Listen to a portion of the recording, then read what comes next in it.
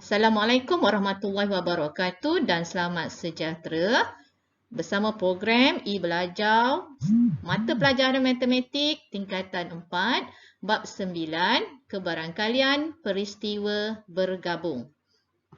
Saya Cikgu Rojita binti Sabikan dari SMK Munshi Abdullah akan membincangkan bab 9 tajuk kebarangkalian peristiwa bergabung di bawah subtopik 9.2 peristiwa bersandar dan peristiwa tak bersandar. Di akhir pengajaran, pelajar akan dapat yang pertama membezakan peristiwa bersandar dan peristiwa tak bersandar.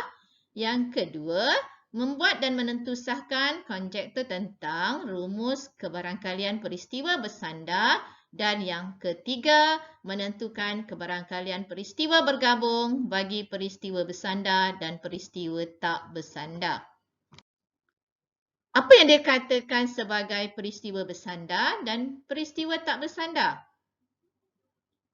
Okey, dua peristiwa A dan peristiwa B adalah peristiwa tak bersandar jika peristiwa A tidak mempengaruhi kejadian peristiwa B dan sebaliknya.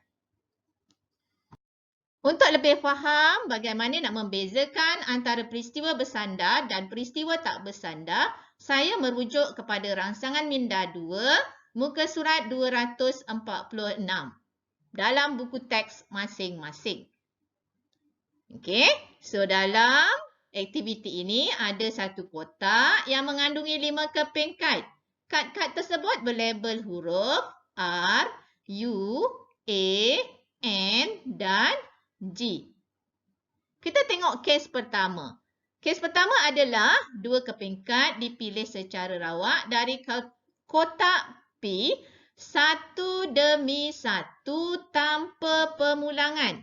Satu demi satu tanpa pemulangan. Tulis kebarangkalian mendapatkan huruf konsonan pada kali pertama dan kali kedua dalam jadual. Kamu dah belajar macam mana nak cari kebarangkalian bagi peristiwa mendapat kad berhuruf konsonan. Okey, apa yang ada dalam kotak? Ada berapa banyak huruf konsonan? Ada huruf R, ada huruf N dan ada huruf G. So, kamu ada 3 huruf konsonan. Daripada berapa kad? Daripada 5 kad. So, kebarangkalian kali pertama, kamu akan dapat huruf konsonan adalah 3/5. Jadi kita tulis kat sini 3/5.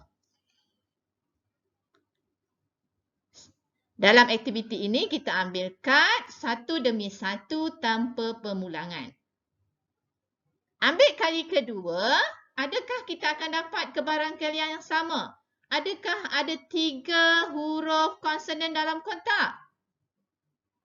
Tidak, kita hanya ada 2 sahaja huruf konsonan dan kad kita berkurang jadi 4 sahaja.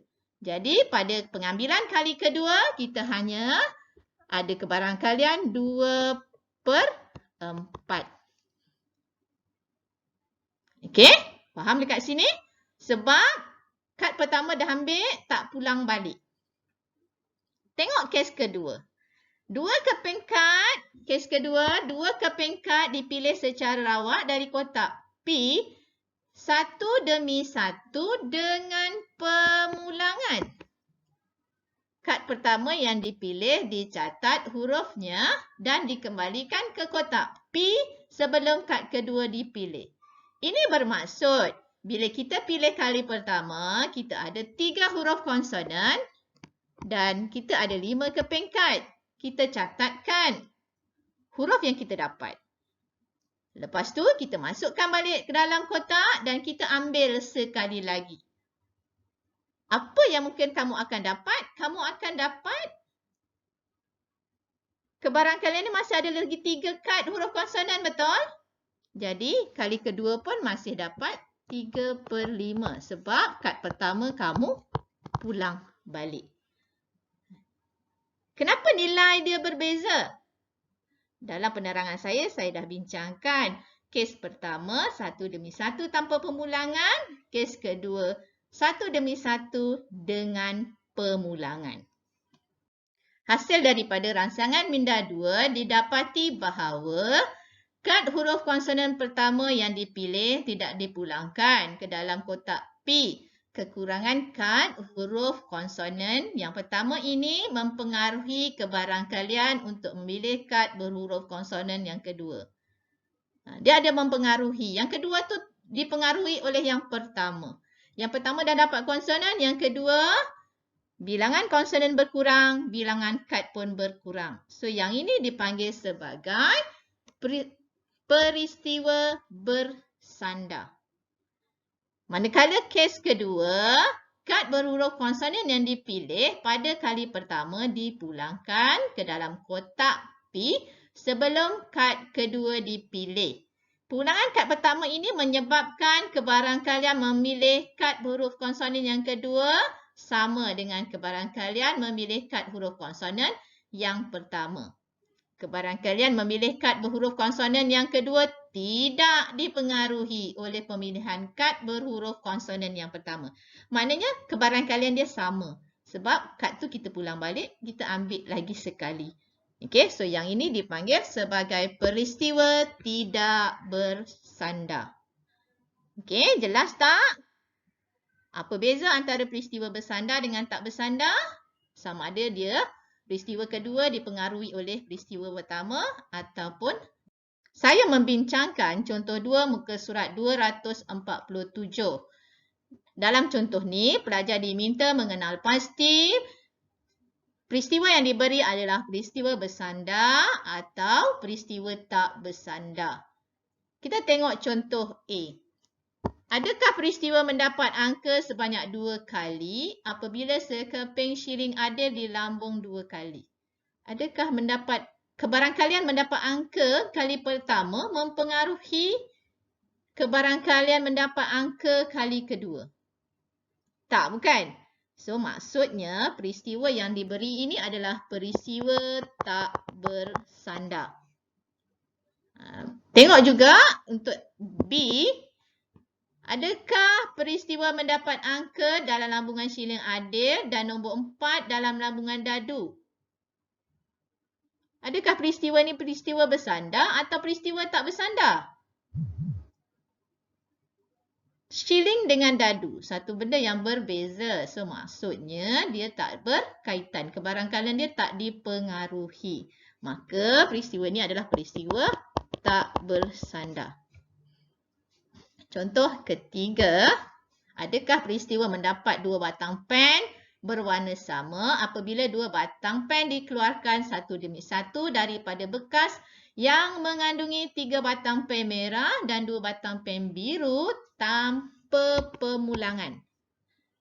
Okey, ini bermaksud adakah kebarangkalian kali pertama yang kamu dapat mempengaruhi kebarangkalian kali kedua? Kita tengok. Okey, katalah kamu kali pertama dapat pen merah. Berapa kebarangkalian kamu dapat pen merah? Kamu akan dapat kebarangkalian dia adalah 3 pen merah daripada 5. Merah. Tapi bila kali kedua, berapa kebarangkalian kamu dapat warna sama? Merah. So, dia akan jadi hanya tinggal 2 batang pen daripada 4 batang pen. So, maksudnya kebarangkalian mendapat pen kali pertama mempengaruhi kebarangkalian mendapat pen kali kedua. Ini bermaksud peristiwa C adalah peristiwa bersandar. Okey. Manakala contoh D, mendapat 2 keping kad berhuruf sama apabila 2 keping kad dipilih secara rawak daripada kad berlabel huruf baik berhuruf BAIK satu demi satu dengan pemulangan. Maknanya ambil, pulang balik dan ambil lagi sekali. So, maksudnya kebarangkalian dia kekal sama. So, ini adalah kebarangkalian tak bersandar. Okey, saya harap daripada contoh-contoh yang diberi, pelajar faham bagaimana nak membezakan antara peristiwa bersandar dan peristiwa tak bersandar. Untuk lebih faham, saya minta pelajar buat latihan praktis kendiri 9.2A muka surat 248 soalan 1 hingga 5. Buat latihan dalam buku latihan masing-masing. Saya teruskan dengan objektif berikutnya, bagaimana anda membuat dan menentusahkan konjektur tentang rumus kebarangkalian peristiwa bergabung. Berdasarkan kepada penyataan yang diberi, kebarangkalian persilangan bagi persilangan dua peristiwa A dan peristiwa yang B, dua-dua peristiwa tak bersandar, adalah sama dengan hasil darab kebarangkalian peristiwa A dan kebarangkalian peristiwa B. Menurut hukum ni dia kata, kalau peristiwa A dan peristiwa B akan melibatkan persilangan dan adalah sama dengan hasil darab kebarangkalian peristiwa A darab dengan kebarangkalian peristiwa B. Kita tengok contoh. Adakah rumus ni betul? Okey. Ada dua kotak. Okey.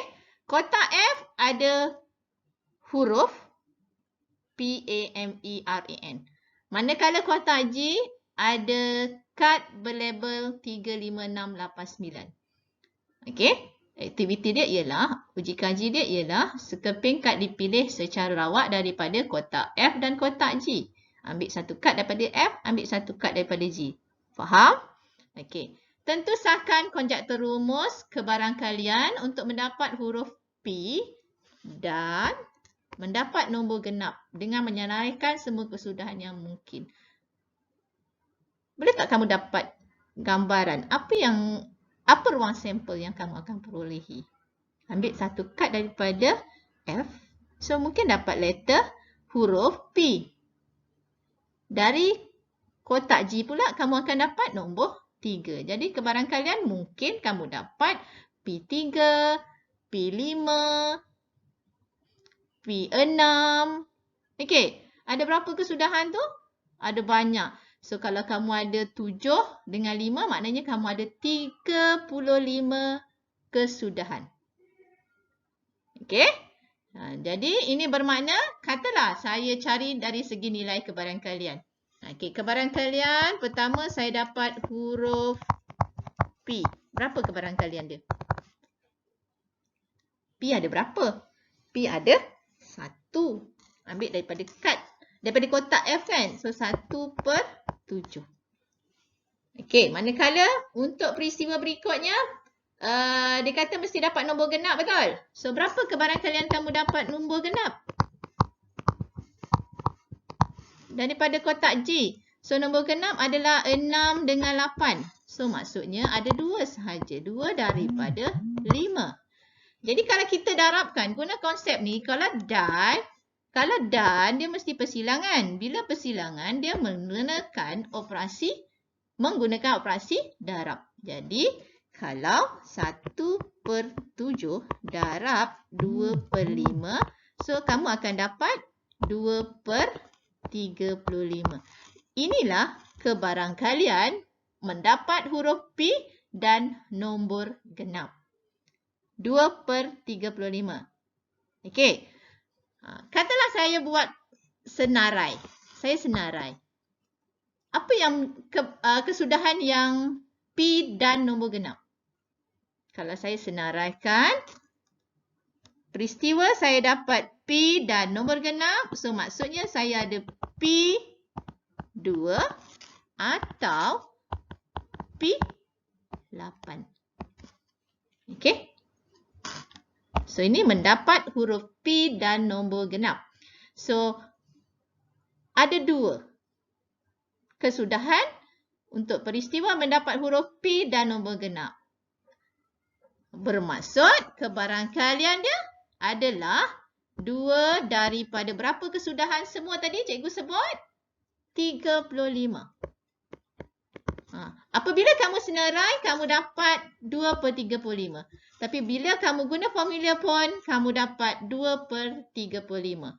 Jadi bermaksud bahawa sahlah formula yang diberi bahawa macam mana kita nak cari kebarangkalian peristiwa bergabung. Sama ada di senarai ikut kesudahan pun sama dengan kita darabkan bagi peristiwa A dan juga peristiwa B. Seperti biasa, latihan untuk lebih kukuh bagi objektif bagaimana anda membuat dan menentusahkan konjektur tentang rumus kebarangkalian peristiwa bergabung. Sila buat latihan praktis kendiri 9.2b muka surat 250 soalan 1 hingga 3. Saya teruskan dengan objektif yang ketiga. Menentukan kebarangkalian peristiwa bergabung bagi peristiwa bersandar dan peristiwa tak bersandar. Saya membincangkan dua contoh. Kita tengok contoh pertama. Muka surat 250. Contoh 4. Kamu diberi dua kotak. Setiap kotak A ada kad berlabel 3579. Manakala kotak B berlabel X, Y dan Z. Soalan minta kamu cari kebarangkalian mendapat faktor 9 dan huruf Z. So, peristiwa pertama mendapat faktor bagi 9. Berapa kebarangkalian mendapat faktor bagi 9? So, kebarangkalian nak cari faktor 9. Apa dia faktor 9? Adalah nombor 2 dan nombor 3. So, kebarangkalian dia adalah 2/4. Okey, manakala kebarangkalian bagi huruf Z, berapa kebarangkalian huruf Z? Ada satu je huruf Z, 1/3. So, sebelum ni kamu dah belajar kalau peristiwa tu gabung dengan dan, maknanya kita kena lakukan operasi darab. Jadi 2/4 darab 1/3. So, kamu akan dapat 2/12 sama dengan 1/6. So, dekat sini kamu dapat kebarangkalian peristiwa bergabung iaitu kebarangkalian mendapat faktor bagi 9 dan huruf Z adalah 1/6. Seterusnya saya membincangkan contoh 5. Bagaimana nak mencari kebarangkalian peristiwa bergabung bagi peristiwa bersandar. Okey, sebuah beg ada 8 guli hijau dan sebiji guli merah. Okey, 2 biji guli dipilih secara awak dari beg tersebut satu demi satu tanpa pemulangan. Okey, so soalan A, wakilkan situasi dengan gambar rajah pokok. Apa dia gambar rajah pokok? Gambar rajah pokok tu ialah gambar rajah yang menggambarkan bahawa kesudahan yang mungkin bagi suatu peristiwa. Okey, gambar rajah pokok tu ada cabang. Setiap cabang menunjukkan kesudahan yang mungkin. Okey, so saya tunjuk kamu macam mana gambar rajah pokok. Okey, gambar rajah pokok kalau situasi ikut yang atas ni, kamu ada 8 biji hijau, 1 merah, betul? So, maksudnya kalau kamu nak ambil daripada beg tu, apa pilihan yang kamu ada? So, kamu hanya ada 2 pilihan. Sama ada kamu dapat guli hijau atau guli merah. So, kita bina 2 cabang. Satu, guli hijau, guli merah. Ini pilihan yang kamu ada. Kebarangkalian dia kamu tulis dekat tangkai. Okey? Berapa kebarangkalian dapat guli hijau? Kamu ada 8 biji. So, 8/9. Manakala, berapa kebarangkalian dapat guli merah? 1/9. Okey, jadi katalah kamu dapat hijau kali pertama. Kali kedua kamu nak ambil, kamu sambung gambar rajah pokok ni. Hijau kali pertama, berapa pilihan yang kamu ada untuk ambil kali kedua? Dia tak pulang balik kan? So, bila tak pulang balik, boleh tak kamu dapat hijau? Boleh sebab hijau banyak. Boleh tak dapat merah? Boleh sebab kamu baru dapat hijau. Okey, so pilihannya ada 2. Sini hijau, ini merah. Okey, so kesudahan yang kamu terima adalah 2 biji warna hijau. Hijau dan hijau. So, kebarangkalian kali kedua, dia akan berbeza.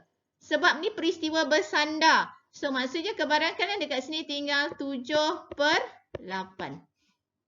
Manakala kebarangkalian merah, kamu dapat hijau. So, merah masih ada sebiji dan jumlah guli kurang 8.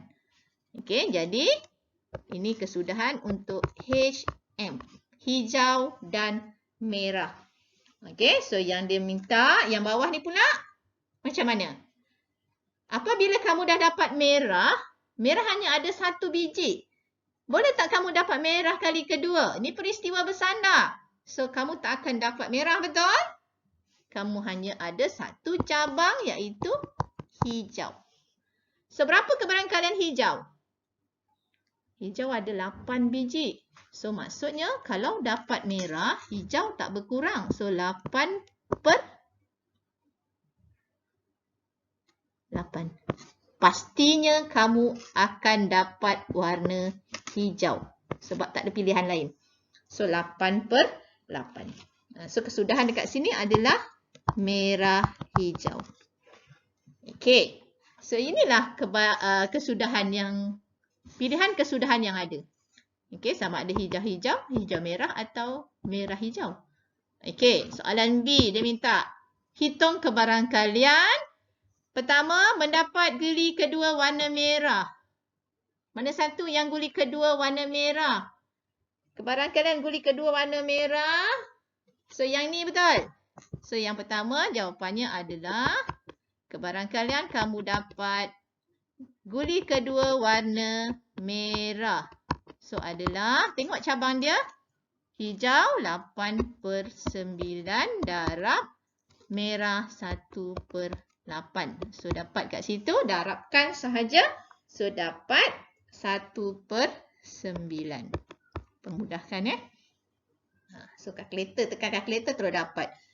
8/9 darab 1/8 sama dengan 1/9. Okey, yang kedua kita tengok. Hitung kebarangkalian mendapat kedua-dua biji guli berwarna hijau. Mana satu ya? Kesudahan yang dua-dua warna hijau.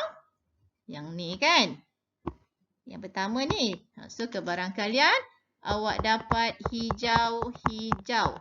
So, hijau kali pertama dapat 8/9. Tengok tangkai dia ni. 8/9 dengan 7/8. Okey, so kamu dapat kebarangkalian dia adalah 7/9. Okey, so ini nak mencari kebarangkalian peristiwa bergabung bagi peristiwa bersandar. Okey, so berdasarkan contoh ni saya harap kamu faham bagaimana nak cari kebarangkalian peristiwa bergabung. Latihan untuk berikutnya adalah praktiskan diri 9.2C, muka surat 252, soalan 1 hingga 6. Latihan ni adalah latihan untuk mencari kebarangkalian peristiwa bergabung. Saya ucapkan ribuan terima kasih dan saya harap kita dapat berjumpa lagi. Jangan lupa like dan subscribe. Terima kasih.